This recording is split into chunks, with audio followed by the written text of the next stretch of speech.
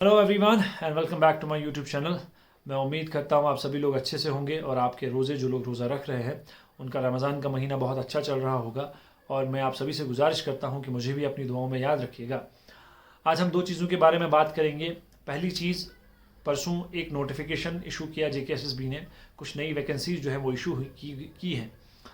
अब या तो इन्हें कोई पूछने वाला नहीं है या तो इनके पास इतने काबिल लोग नहीं हैं कि जो इस चीज़ को समझ सकें कि इनको ऑलरेडी बहुत सारे एग्ज़ाम्स ऐसे हैं जिनके फॉर्म बच्चों ने फिल किए, उसके बाद उनके एग्ज़ाम्स की कोई बात ही नहीं हुई, कोई जिक्र नहीं हुआ। 2020 से बच्चों ने फॉर्म भरा हुआ है, उससे पहले पता नहीं कब कब से फॉर्म फिल किए हुए हैं, लेकिन अभी तक उनके एग्ज़ाम्स का कोई जिक्र नहीं है। अब ये नया रेवेन्यू जनरेट कर रहे हैं, नया पैसा इकट्ठा कर रहे हैं, किस लिए कर रहे हैं वो पता हमें नहीं है, क्योंकि ये पैसा तो हम एग्ज़ाम कंडक्ट करवाने के लिए देते हैं, लेकिन एग्ज़ाम इन्होंने कंडक्ट नहीं करवाने हैं।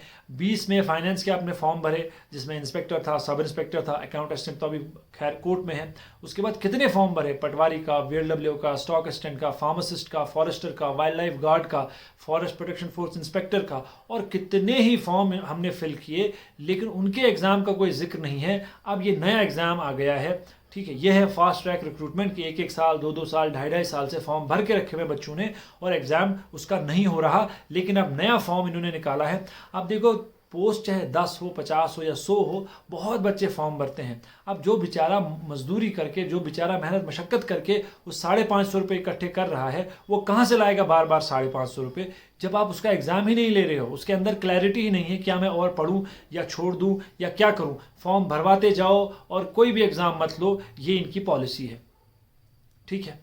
तो जिस तरह पहले भी मैं आपसे कहता हूं कि जिस चीज़ के ऊपर सब लोग बात करते हैं, उस चीज़ के ऊपर एडमिनिस्ट्रेशन, गवर्नमेंट डिपार्टमेंट सोचने पे मजबूर हो जाता है। या आपने देखा एग्ज़ाम कैलेंडर से एक दिन पहले कैसे एग्ज़ाम कैंसिल हुए। इसलिए ये चीज़ हमें एडमिनिस्ट्रेशन को बतानी पड़ेगी, गवर्नमेंट को बतानी पड़ेगी कि कम से कम इनसे पूछो तो सही कि जो 2 साल, 3 साल, 4 साल पहले बच्चों ने फॉर्म फिल किए हैं वो एग्ज़ाम क्यों नहीं करवा रहे, और ये नए पोस्ट कहाँ से ला रहे हो, आप किसके लिए ला रहे हो।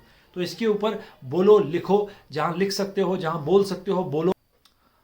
और दूसरी बात जो हमने करनी है वो अब अपने स्क्रीन पे देख रहे होंगे कि जो 19 अप्रैल का कोर्ट का बिजनेस है, यानी कौन कौन से केसेस की हियरिंग होगी, वो तमाम लिस्ट आप अपने स्क्रीन पर देख रहे होंगे।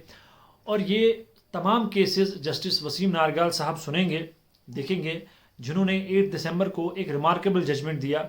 और 19 अप्रैल को भी मुझे उम्मीद है, क्योंकि जुडिशरी हमारा लास्ट होप है और हमें पूरा भरोसा अब जुडिशरी पे ही है, क्योंकि उसके बाद आप कहीं नहीं जा सकते। ये लास्ट आपका रिजॉर्ट होता है जुडिशरी तक जाना, और वहाँ पर 19 अप्रैल को जितने भी फैक्ट्स हैं, जो सच्चाई है, हकीकत है, वो तमाम चीज़ें सामने रखकर जो है वो जजमेंट आएगी, और मुझे उम्मीद है कि उस दिन इंसाफ होगा।